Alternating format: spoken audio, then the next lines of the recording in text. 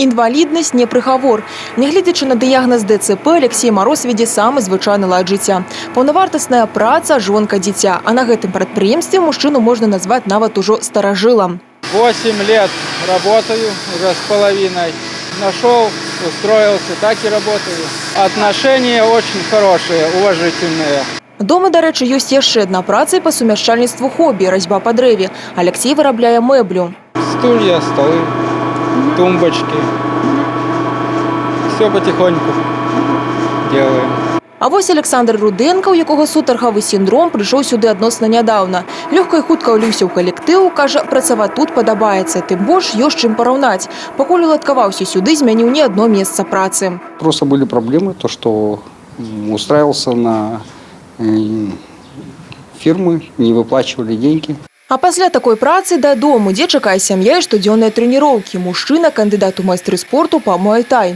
Фірма «Надзея» прадпрыемства невялікае, зараз працуе 17 чалавек. Але 60% з іх менавіта людзі, якія маюць абмежаваныя фізічныя магчымасці. Все у всех получается, все работают, занимаются производством строительных материалов. Предыстория у нас такова, что изначально учредитель, наш Комикович Петр Глебович, являясь таким же человеком, имеющим инвалидность, в свое время столкнулся с проблемой трудоустройства.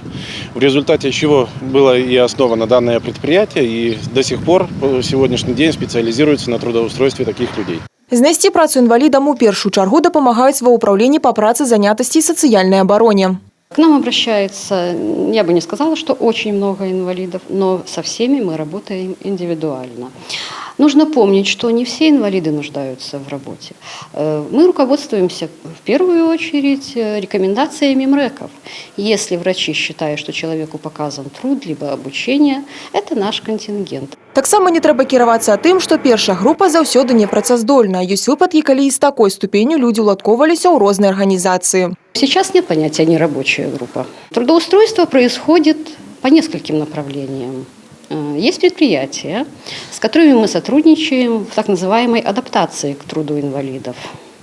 Что это значит? Это значит, если человек получил инвалидность и не работал после этого, либо утратил навыки труда в связи с полученным заболеванием, его необходимо адаптировать к работе в создавшихся условиях.